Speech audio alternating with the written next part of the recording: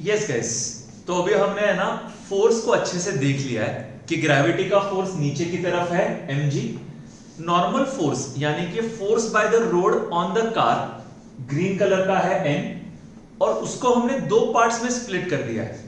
One is this sky blue colour का part which is n sin theta, and दूसरा है purple colour का part जो कि है n cos थीटा। अभी हम बहुत इजीली फोर्सेस को बैलेंस कर देंगे और आपको कंसेप्ट बहुत आसानी से समझ में आ जाएगा। तो सबसे पहले let's balance the force in the vertical direction, मतलब ये जो y डायरेक्शन होता है उसमें हम पहले फोर्स को बैलेंस कर लेते हैं। तो यहां पे n cos थीटा ऊपर की तरफ है, इसीलिए I will write plus n cos theta. देखो गाइस, जो भी फोर्स ऊपर की तरफ होता है जनरल कन्वेंशन ये है कि हम ऊपर की तरफ जो फोर्स है उसको प्लस लेते हैं। अब दूसरा फोर्स है mg जो नीचे की तरफ है, इसीलिए we will write minus mg। तो ये हो जाएगा total force in the y direction, यानी कि जो वर्टिकल डायरेक्शन है उसमें टोटल फोर्स होगा n cos थीटा ऊपर की तरफ यानी कि प्लस हो गया, एंड उसके बाद माइनस mg यानी कि ग्रेविटी का फोर्स नीचे की तरफ। Now this total force should be equal to mass into acceleration. लेकिन गाइस, हम ये तो बिल्कुल नहीं चाहते कि हमारी जो कार है वो ऊपर या नीचे चली जाए, बिकॉज अगर वो ऊपर चली गई तो इसका मतलब आपका कार जो रोड है उसको लीव कर गई है, मतलब वो फ्लाई कर रही है, ये तो पॉसिबल नहीं है। तो बेसिकली ये जो कार है ये ऊपर या नीचे नहीं जाने वाली, इसीलिए जो यहां पे RHS आएगा it will be equal to 0। तो बेसिकली गाइस, जब आप y डायरेक्शन में बैलेंस कर रहे हो तो ऊपर की तरफ फोर्स है n cos थीटा, नीचे की तरफ फोर्स है mg, और ये दोनों फोर्स आपस में बैलेंस होने चाहिए, इसीलिए हम लिख रहे हैं n cos theta minus mg equal to 0। अब इसको सॉल्व करेंगे तो आंसर मिलेगा n cos theta is equal to mg। तो गाइस, ये हमारा इक्वेशन नंबर 1 है ना, काफी आसान। भाई देखो, ये बैंकिंग ऑफ रोड सच में बहुत आसान कंसेप्ट है, बिना मतलब के बच्चे अपने दिमाग में कॉम्प्लिकेशन ले आते हैं और उनको लगता है ये बहुत डिफिकल्ट कंसेप्ट है। ऐसा कुछ भी नहीं है यार, सिर्फ दो ही तो फोर्स एक्ट कर रहे हैं, अब बस उनको बैलेंस करना है। तो अब देखते हैं कि हॉरिजॉन्टल डायरेक्शन में कैसे बैलेंस होगा। जब आप हॉरिजॉन्टल डायरेक्शन में देखोगे, यानी कि ये x डायरेक्शन, तो उसमें बस एक स्काई ब्लू कलर का फोर्स एक्ट कर रहा है। आप देखो, ये जो स्काई ब्लू कलर का फोर्स है n sin थीटा, ये एक ही फोर्स है जो हॉरिजॉन्टल डायरेक्शन में एक्ट कर रहा है। अब एक और चीज यहां पे देखने वाली है, हमारी जो कार है, अगर आपको याद है मैंने वीडियो के स्टार्ट में बताया था, वो यहां पे प्लेन में अंदर जाके फास्ट में लेफ्ट की तरफ टर्न लेगी। अच्छा, अगर वो लेफ्ट की तरफ टर्न लेगी तो हमारा जो सर्कुलर मोशन होगा, उसका जो सर्कल बनेगा वो भी लेफ्ट की तरफ होगा, और अगर आपका सर्कल लेफ्ट की तरफ है तो सर्कल का जो सेंटर है वो भी लेफ्ट की तरफ होगा। और ये जो हमारा स्काई ब्लू कलर का फोर्स है that is n sin theta, ये सर्कल के सेंटर की तरफ जा रहा है। तो गाइस, आपने शायद गेस कर लिया होगा, any force which is towards the centre of the circle is known as centripetal force. तो यहां पे जो हम हॉरिजॉन्टल डायरेक्शन में देख रहे हैं, यानी कि जो स्काई ब्लू कलर का फोर्स है n sin थीटा, ये हमारा सेंट्रीपिटल फोर्स है। तो चलो मैं सेकंड इक्वेशन अभी लिखता हूं।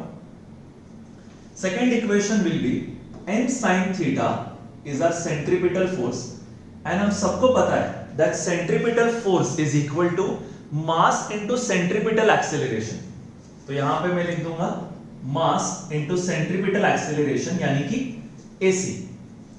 चलो ये कंसेप्ट आपको वापस बताता हूं। पहले हमने y डायरेक्शन में फोर्स को बैलेंस किया, उससे इक्वेशन मिला n cos theta is equal to mg। उसके बाद अभी हम ये देख रहे हैं कि हॉरिजॉन्टल डायरेक्शन में यानी कि x एक्सिस में कौन सा फोर्स है। तो सिर्फ एक ही फोर्स है, ये स्काई ब्लू कलर का force that is n sin theta. अब ये जो n sin थीटा है ये सर्कल के सेंटर की तरफ है। आप इमेजिन करो कैसे, कार आ रही है और वो फास्ट में लेफ्ट की तरफ जब टर्न लेगी तो आपका सर्कल भी लेफ्ट की तरफ होगा, और अगर आपका सर्कल भी लेफ्ट की तरफ है तो उसका सेंटर भी लेफ्ट की तरफ होगा।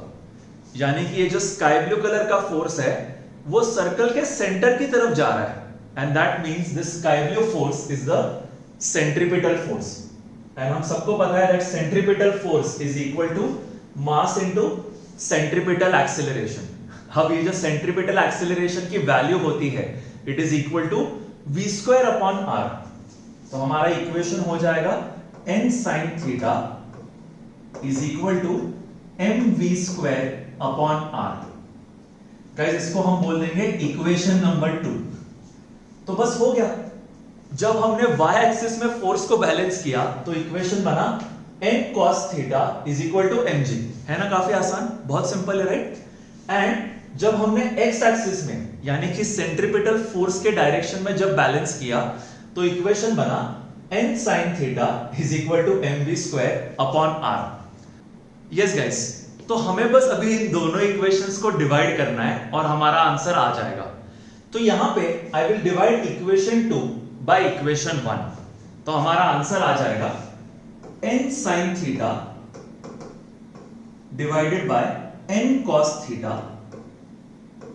and this will be equal to, ऊपर आ जाएगा mv square upon r and this will be divided by mg। तो बेसिकली गाइस हम क्या कर रहे हैं, हम बस इक्वेशन 2 को इक्वेशन 1 से डिवाइड कर रहे हैं। तो यहां पे left hand side will be divided by left hand side and right hand side will be divided by right hand side. तो आप यहां काफी आसानी से देख सकते हो कि m and m will get cancelled out and also n and n will also get cancelled out। तो यहां पे हमारे पास सिर्फ क्या बचेगा, sin theta upon cos theta, और sin theta upon cos theta होता है tan theta. So our answer will be tan theta is equal to, right side पे बचेगा v square upon rg। So our final equation is tan theta is equal to v square upon rg। Guys ये बहुत ही ज्यादा important equation है और इस equation को find out करने के लिए हमने ये पूरा कंसेप्ट सीखा है। तो basically let's try and understand this equation conceptually. तो क्या होता है, बेसिकली अगर आप एंगल ऑफ बैंकिंग नहीं प्रोवाइड करोगे तो हमारी जो कार है वो सर्कुलर मोशन में नहीं जा पाएगी। ये पूरा कंसेप्ट है। और आप एंगल ऑफ बैंकिंग का फॉर्मूला कौन सा यूज करोगे, tan theta is equal to v square upon rg। तो चलो आपको मैं बहुत अच्छी समरी दे देता हूं कि इस पूरे क्वेश्चन में हमने क्या सीखा है। तो सबसे पहले गाइस हमारी जो कार है वो यहां पे प्लेन के अंदर जाने वाली है।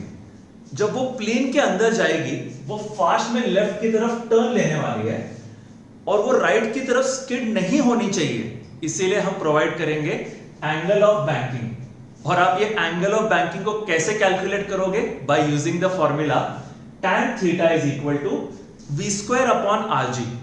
इसका मतलब अगर आपको वेलोसिटी ऑफ कार पता है और अगर आपको रेडियस ऑफ सर्कल पता है तो आप ये कैलकुलेट कर सकते हो कि एंगल ऑफ बैंकिंग क्या होगा। अच्छा गाइस, अगर आपने ये एंगल ऑफ बैंकिंग कम रख दिया, मतलब आपने ये जो कैलकुलेशन से थीटा निकाला है उससे कम कर दिया, तो क्या होने वाला है, आपकी जो कार है वो पूरा प्रॉपर टर्न नहीं ले पाएगी एंड इसीलिए वो स्किड होके रास्ते से बाहर चली जाएगी। तो let me give you an entire summary of the forces. Yes guys, तो आप यहां देख सकते हो कि हमारी जो कार है उसके ऊपर से दो फोर्सेस एक्ट कर रहे हैं। One is the force due to gravity, जो आप पिंक कलर में देख सकते हो, दैट इज mg, जो नीचे की तरफ है। And the second force is the force by the road on the car, ये आप ग्रीन कलर में देख सकते हो, which is known as normal force. अब हमने क्या किया क्वेश्चन में, हमने इस नॉर्मल फोर्स को दो पार्ट्स में स्प्लिट कर दिया। एक था हमारा पर्पल कलर का part which is n cos theta and दूसरा था स्काई ब्लू कलर का part which is n sin theta. तो इस क्वेश्चन में हमारा जो n cos थीटा है वो हमारे ग्रेविटी के साथ बैलेंस हो गया। कितना इजी है, देखो बहुत आसान है। ये जो ग्रीन कलर का फोर्स है उसको जब हमने पर्पल में स्प्लिट किया तो n cos थीटा ये हमारे ग्रेविटी के साथ बैलेंस हो गया। और जो दूसरा फोर्स है यानी कि स्काई ब्लू कलर का फोर्स n sin थीटा, ये सेंटर की तरफ आ गया। मतलब किसके सेंटर की तरफ, सर्कल के सेंटर की तरफ। अच्छा गाइस, मतलब मैं आपको ये बताना चाहता हूं कि अगर ये n sin थीटा नहीं होता तो हमारी बॉडी सर्कुलर मोशन में नहीं जाती। तो यहां पे n sin theta was the centripetal force and उसकी value is equal to mv square upon r, and जो हमारा n cos थीटा है वो बैलेंस हो गया हमारे mg के साथ। तो इस तरह से दो इक्वेशंस आते हैं एंड जब हम उनको डिवाइड करेंगे तो हमें आंसर मिलेगा tan theta is equal to v square upon rg। इसका मतलब गाइस, अगर आप एंगल ऑफ बैंकिंग प्रोवाइड करते हो तो आपकी कार बच जाएगी, वो स्किड होके रास्ते से बाहर नहीं जाएगी। लेकिन अगर आप angle of banking come provide करते हो या फिर प्रोवाइड ही नहीं करते तो उस केस में आपकी कार स्किड हो जाएगी और वो सर्कुलर मोशन में नहीं जा पाएगी। तो guys, I really hope you enjoyed this lecture और आपको डेफिनेटली सब समझ में आ गया होगा। It's very easy. बिना मतलब के बच्चे बहुत ज्यादा कंफ्यूजन अपने दिमाग में डाल देते हैं। फिजिक्स बहुत ही आसान सब्जेक्ट है। इसमें बस आपको ये देखना है कि फोर्सेस कौन से डायरेक्शन में एक्ट करते हैं और आपको थोड़ा सा इमेजिनेशन चाहिए। तो यहां पे सिर्फ दो ही फोर्स एक्ट कर रहे थे एंड एक को हमने स्प्लिट कर दिया ऊपर की तरफ और एक को स्प्लिट कर दिया लेफ्ट की तरफ। इससे हमारा सॉल्व बहुत आसानी से हो गया। चलो guys, I hope you enjoy this lecture. I will see you in the next lecture.